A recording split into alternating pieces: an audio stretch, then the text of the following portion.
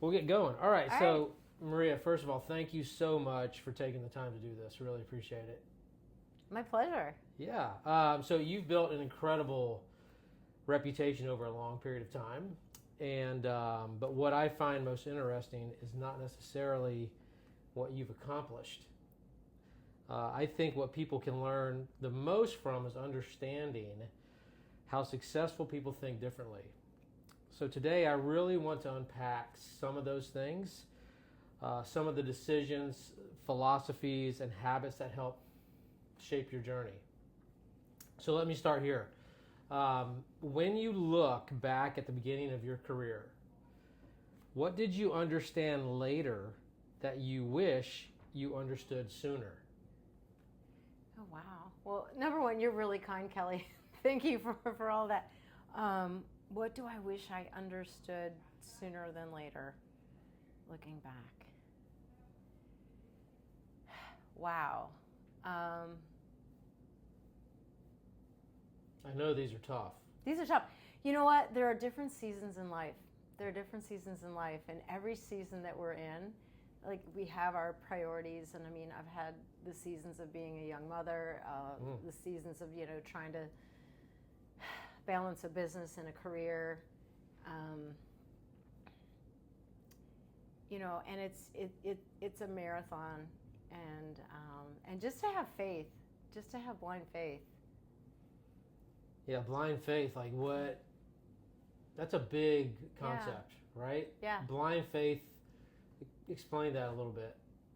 Well, God works all things for the good, and sometimes things that we think are setbacks are actually meant for our good, or God can work them for our good.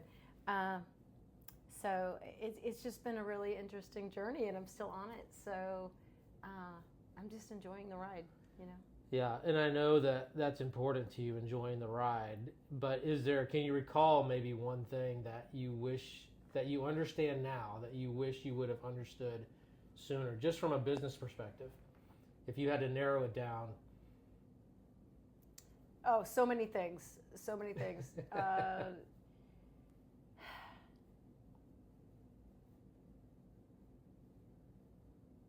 It's, I mean, our lives are just, it's the accumulation effect. I mean, our decisions that we make on a day-to-day basis are really, we see the results of those things like years and years later.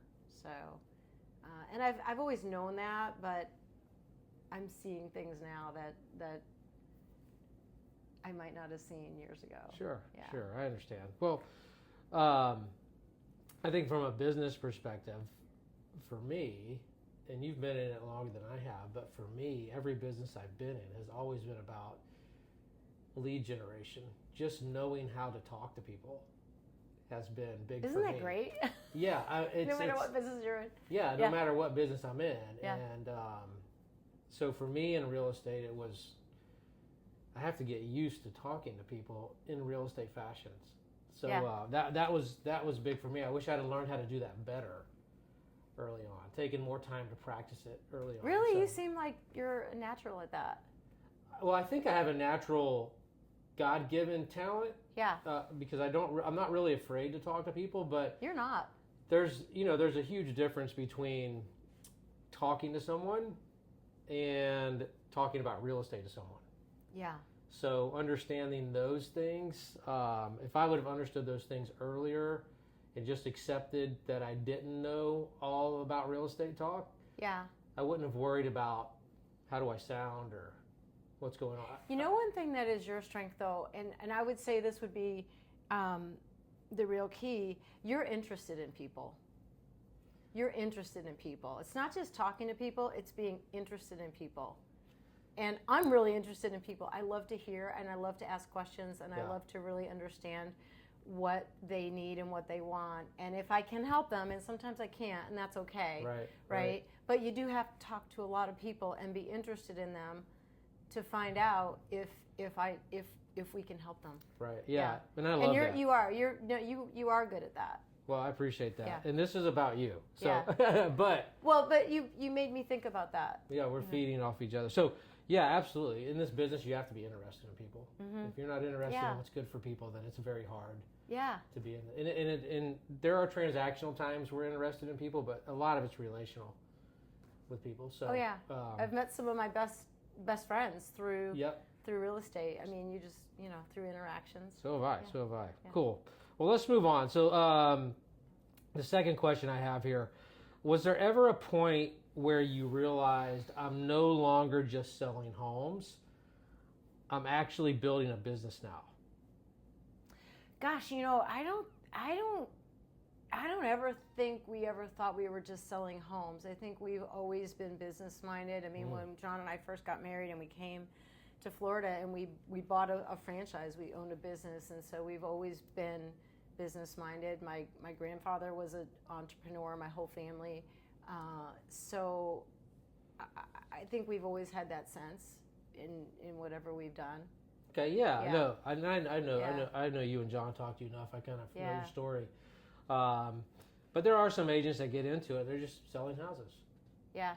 and they're not really taking it as a business. So, and I know that you guys have always treated it like a business. Well, you have to be business minded, and you have to think about things. And it's like, we, as in doing this over many, many years, and we've had a lot of people come and work with us and for us, and I feel very blessed. I have never ever had to lay somebody off through lack of work. I've never had to do that. That's incredible. And realizing that the decisions that we make, right, are also they have to be solid business decisions that are based that are good for everybody, good for the clients, good for us, good for the business, and Mike Ferry Coaching, which John and I have that background over many, many years, and he's one of our mentors, and he really teaches us as agents, and of course Gary Keller too. I mean, that we have to look at this and be business minded. Yeah. And I think a lot of agents just have a problem, or they struggle with the challenge of making a decision, a business decision, because they're not trained to think that way. Yeah. And so it becomes putting those numbers together, seeing the goals, and putting goals out there, and It is all numbers. Yeah. It really is. It really is. And really I'm an English major, but Yes. I do love numbers. I do love numbers. Yeah. They tell a great story. Yeah. Yeah. They don't lie. So the next question I have: a lot of agents stay busy for years. Yeah. So in your opinion, what causes people to confuse activity with actual progress? Wow. Well, I think being coached is a great way to get that clarity, right? Mm-hmm. To really because there's a difference between being busy and being productive. Right. Mm-hmm. So you can be busy, and real estate, there's no lack of things that we can be busy on, Right. But it's really the things that move the needle that we have to spend 80% of our time on. Right.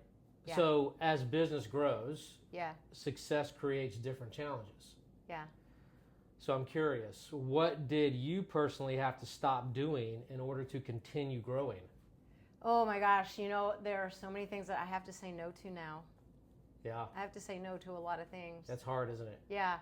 Yeah, because I would love to say yes to everything, and I love this business. I enjoy it. I enjoy everything about it. I actually, my husband thinks I'm crazy, but I do.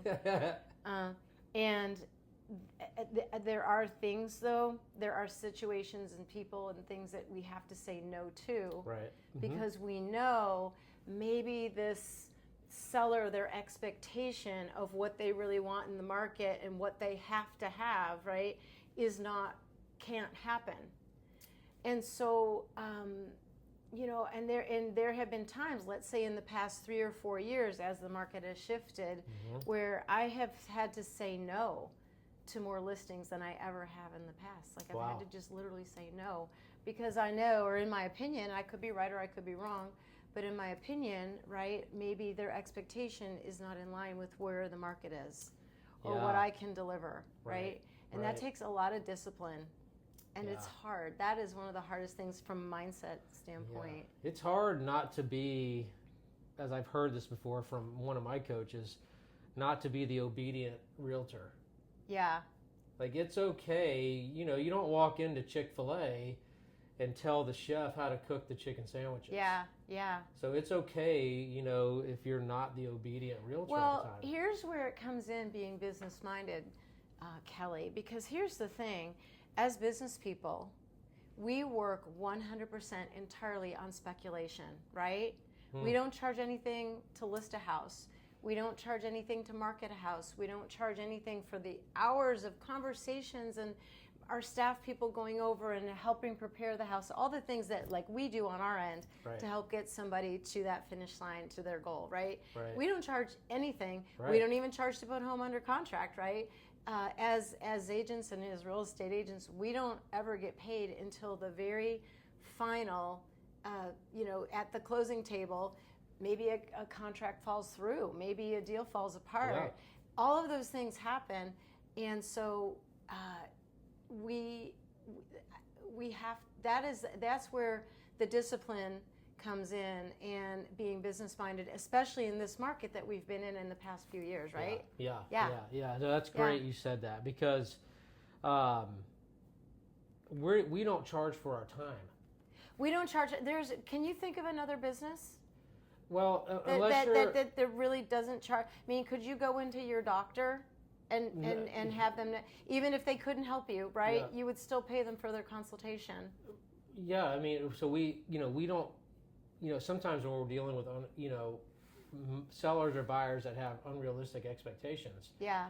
That's where that time thing comes in, right? Because we don't charge for those, right? Yeah. And if we started doing that, it'd be a whole different.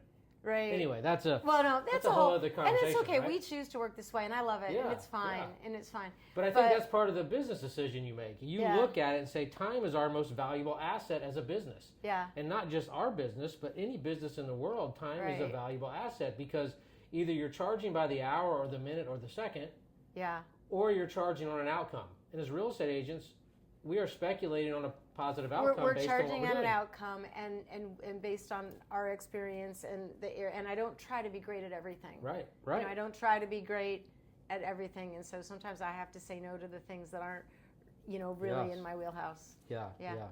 So that takes me to decision making. I've noticed top producers often make decisions differently than average agents. So I'm curious, when uncertainty shows up in your business, how do you decide what deserves your time and what doesn't? And we kind of just spoke about that, but how do you decide that? What deserves your time and what doesn't? We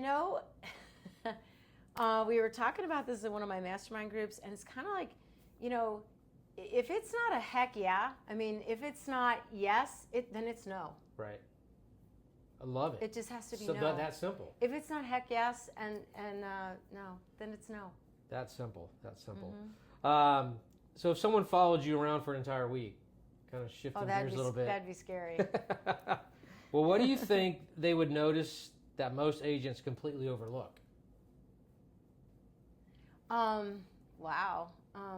Well, I mean, you know what, Kelly, you know this. I mean, most agents, the reality is, this is a really lonely business. I mean, we spend a lot of time alone. Yeah. We spend a lot of time preparing. We spend a lot of time in the conversations that we're having with people, and the really intense one-on-one conversations.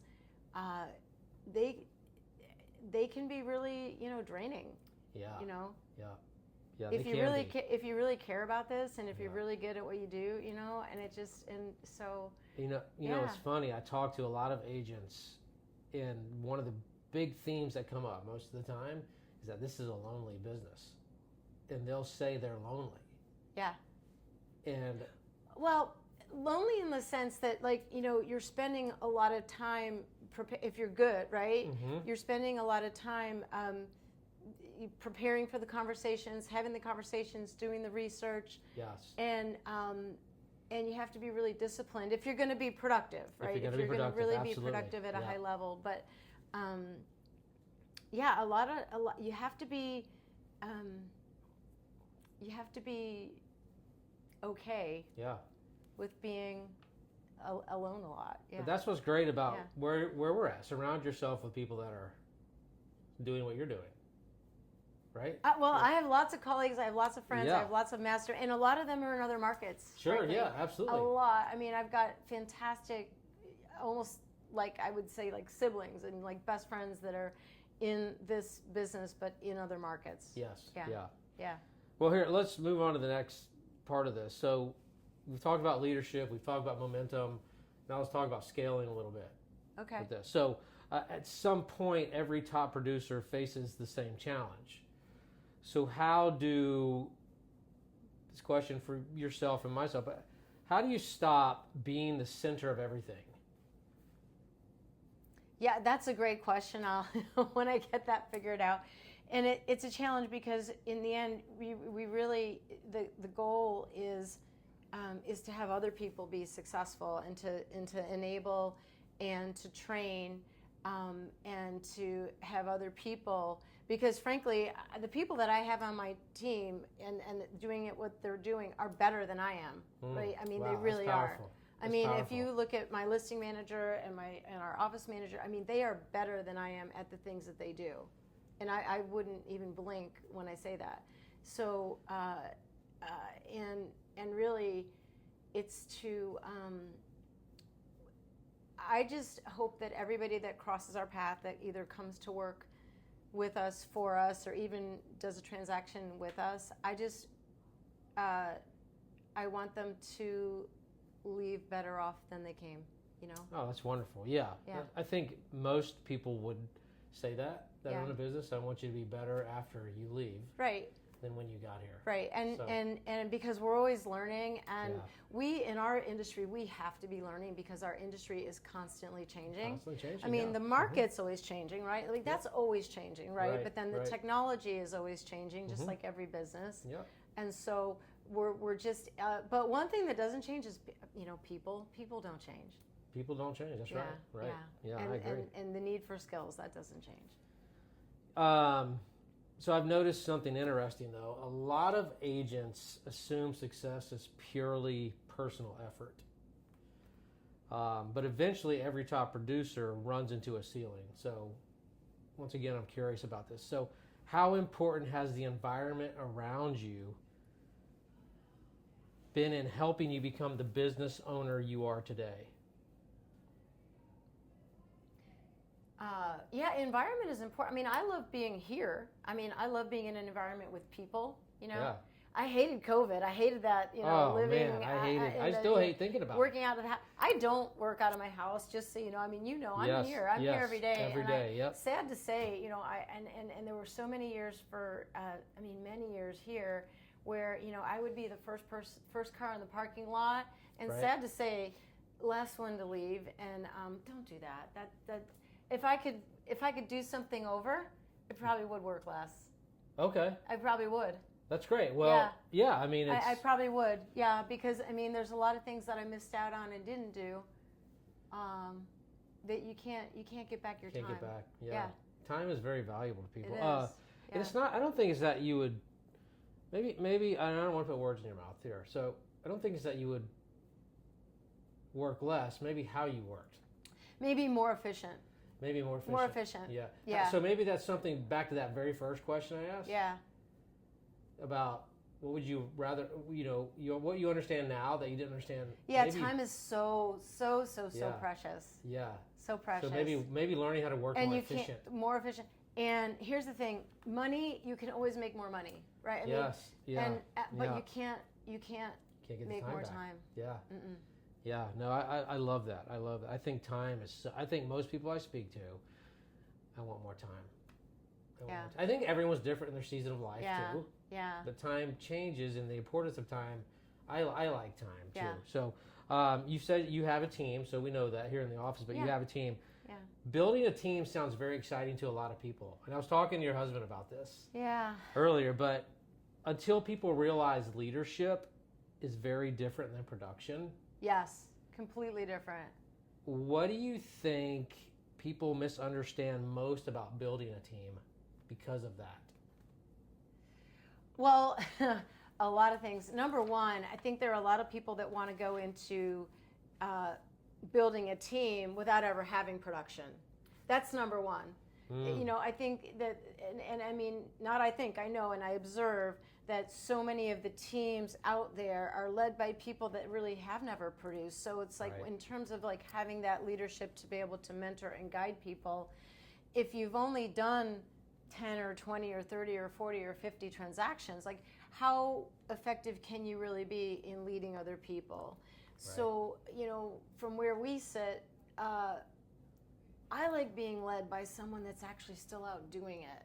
You know, Yeah. I'm yeah. still very much invested in doing it. I am in production. I love being in production. I'm not out of it, and that's a personal choice. I mean, I have colleagues that are amazing team leaders that are themselves out of production, and that, I think that's just a personal choice. That's what you want to do, and it's where your strong suit is. Right. Right. Some people are just gifted at that management and that leadership and that piece of it, and they don't like the production.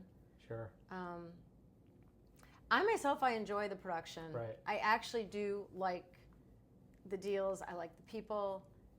I like everything about it. So Yeah, and everyone has their own fit. yeah, Right. everyone has but the question you asked me about the leadership and the production, here's the thing: production is a certain skill set.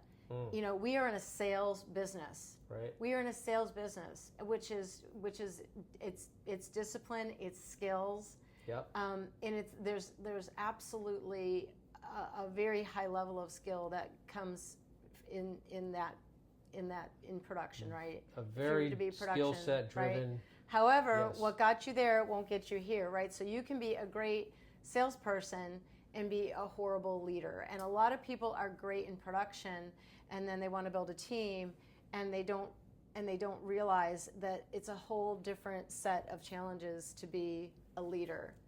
And then they end up frustrated, right? And I've ended up frustrated. Sure. Because yeah. I'm like, well, why can't everyone just see this and do it this way? Because this is clearly the way that it needs to be done. Right. Right. And the reality is, Kelly, is that if someone is really, really, really, really productive, what they have to realize is that 90% of the people are not willing to do what it takes to produce at that level, right? Yeah, So that it can be a frustration. But the reality is everyone doesn't have to be at that level, but they have to be at a certain level of confidence. Right. They have to be at 80%, Yeah. right? Yeah. Yeah, that's great you said that. My coaching philosophy is from Maxwell. Right. Maxwell leadership. Yeah. Sometimes as leaders, we want to put our perspective on someone else's potential. Yeah. And sometimes we find out that that's not always the best for them, because their potential is only their potential. Yeah. Right? And it's up to them to break that potential level if that's where it's going to be broke. But Yeah. I understand what you're saying from a leadership perspective. Yeah, too, I mean, and you can't want something more for somebody than they want it for themselves. That is my real struggle. Yes. Because when I have somebody that comes that I can see, like, oh my gosh, they were great, but if they don't want it for themselves as much as I want it for them, I have to accept that. Yeah, and that's tough for me as well. Yeah, You kind of get emotionally attached to that because you know there's the You potential can see it. there. You're like, you can oh see my it. gosh, this You can person's feel great. it. Yeah. And then, but you're Yeah. right. They have to be internally. They have to be motivated, willing so. to put in the time, and there's no amount of. And you know, here's the thing. I'm terrible at cracking the whip. I'm just not, because I'm internally driven. So Right. I will push myself harder than anyone else could push me. Sure. But I'm not. That's my own personal thing. I'm not. Right. You know, I'm not a Lou Holtz. Like we were Right. talking. Right. Yeah. Great And leaders. that's okay. Yeah. You know, I think experience changes how we define success. Mm-hmm. And I just have two more questions for you. So, Okay. So I'm curious, has your definition of winning changed over the years? Yeah, it has. Yeah? It How has. so? You know, winning for me right now is just, and I'm a person of faith. I really am, Sure. and you know that. We Yeah. know that. And winning for me is just enjoying the day and enjoying the moment. Wow. Just being in the moment, being present, and just, and we measure things. Of course, Sure. we measure everything. And I used to be sort of a win at every cost. I'm super competitive. Sure. I mean, I really am. Nothing wrong with that. I really am. And, but I define it more internally, Yeah. now. Isn't it powerful when you actually take ownership of something and Yeah. you realize the clarity Yeah. that your intrinsic motivation brings? Yeah. Well, and to winning too is helping other people win. Thank you It's for saying helping. that. It's helping other people win, and the wins aren't mine. I'm very blessed. I've been blessed, and I have more than I need, and I have more than I expected, and what I want is to help other people win. I want to help the clients win. Mm-hmm. I want to get them from where they are here with this, whatever their situation is, Sure. and the people that work with me and around me. I want them to win. Yeah, no, that's great. It's very, really, it's kind of like wanting to see other people win. Yeah, and even in our business, it's our job. Yeah. To let people know when they still have a chance to win. Mm-hmm. Right? When they don't think they can win, but we can say, hey, you still have a chance to win, and figure that out. So yeah, I love that you said that. Helping other people, putting other people first, serving other people, that's winning itself. So yeah, that is. Okay. That's awesome. And in a closing question here. So for agents watching this Mm-hmm. that are going to see this, what would you tell them to become obsessed with early? Oh my gosh, yeah. Well, I would say number one, never give up on yourself. Never give up on yourself. You've got to have that belief. But get obsessed with numbers. Get obsessed. And I'm not a numbers obsessed person, but you have to be looking at what you're doing. You have to be looking at, is it effective? And get around other people that are doing what you want to do. Get around those people. Surround yourself with people that are doing what you want to do, that have done it and that are doing it. And be careful who you listen to. Listen to the people that have done it and that are doing it. Wow, let that sink in, right? Yeah. That's awesome. So, well, listen, Maria, I really appreciate you doing this with me today. Just understanding how successful people think is huge. A lot because a lot of this business is so transactional, and they're worried about the transaction. But as we know, and you've been through this before, as I know, you have to think before you act. Yeah. And you still have to act. You can't think forever. Yeah. But put that plan together. Think of that plan. Think of the numbers that you need to know. Think about what you're going to attack. So thank you so much for coming in and doing this with me. I really appreciate you sharing your wisdom with us today. Well, thank you. We appreciate your leadership, Kelly. All right. Awesome. Thanks.